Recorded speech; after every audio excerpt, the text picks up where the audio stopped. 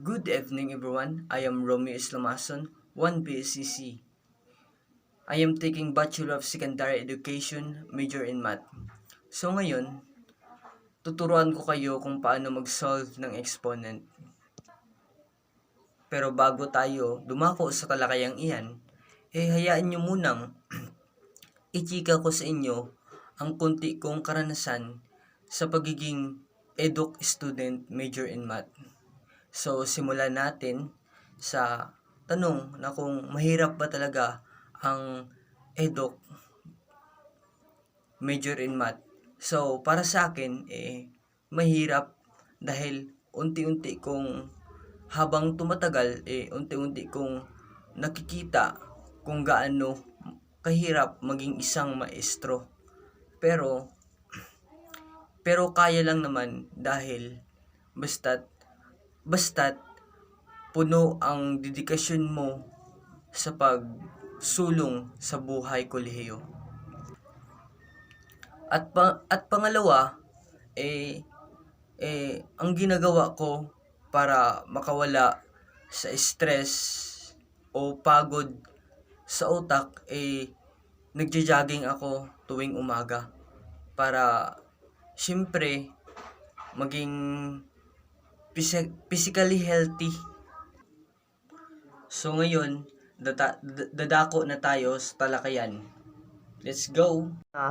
Dadako na tayo sa law of exponent. Number 1 is a to the power of m times a to the power of n is equals to a to the power of m plus n. Tapos number 2, a to the power of m divide a to the power of n is equals to a to the power of n m minus n. So bali, take note lang, kapag times is plus, kapag divide is minus.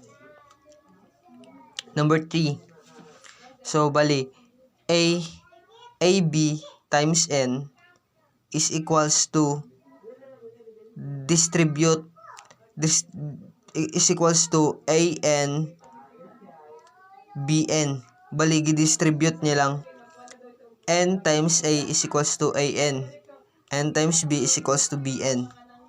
Tapos number 4, a divide b times n. So bali, distribute din, bali n times a is equals to an, n times b is equals to bn. Number 5, ganun pa din, distribute pa din.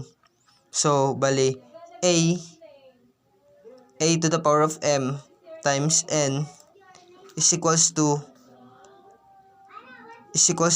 a, copy lang, mn or nm. Walang problema yan kahit na magkabaligtad. Dadako na tayo sa ating talakayan. Bali ito ang ating isosolve. So ngayon, maghanap muna tayo ng kapag i-multiply natin sa ito at saka ito ay magiging same exponent sila. So bali, i-imagine natin na 4 at saka ito 2 para maging 4 times 1 is equals to 4 and then 2 times 2 is equals to 4. Ito, tignan natin, papakita ko sa inyo. So bali, ipalagay natin na merong 4 dito. So bali, 2h minus 2 to the power of 4. And then t to the power of 4 over 7h minus 1 times 2. Palagay natin merong 2 dyan, kaya naging 2 dito. Tapos K2 yan is equals to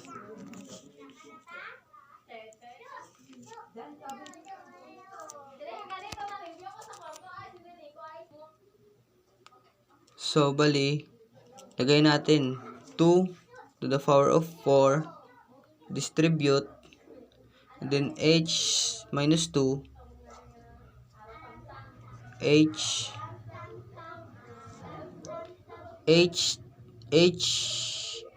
minus 2 times 4 is equals to negative 8. And then, k times 4 is equals to k4. Pagkatapos, distribute pa din. 7 times 2, I to the power of 2, and then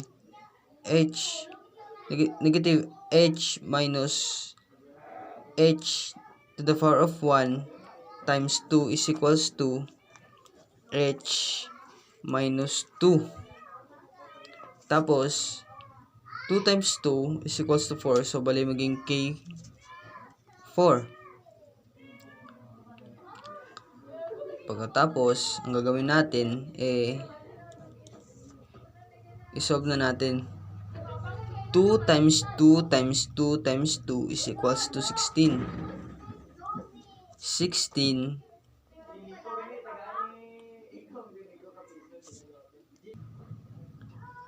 So, bali 16. So, bali negative 8 minus negative 2. So, bali h negative 8 minus negative 2 k minus k to the power of 4 minus k to the power of 4 k to the power of 4 minus 4 over 49. So, bali ang mangyari, dito na tayo sa last part. So, bali ang mangyari, isosolve na natin yan. Bali, negative 8 minus negative 2, magiging positive. Negative 8 plus 2 is equals to negative 6. So, bali magiging 16h minus negative to the power of negative 6 over 49 is equals to, para mawala yung negative sign sa taas, i-reciprocal natin. So, bali ang mangyari is 16 over 49 h6.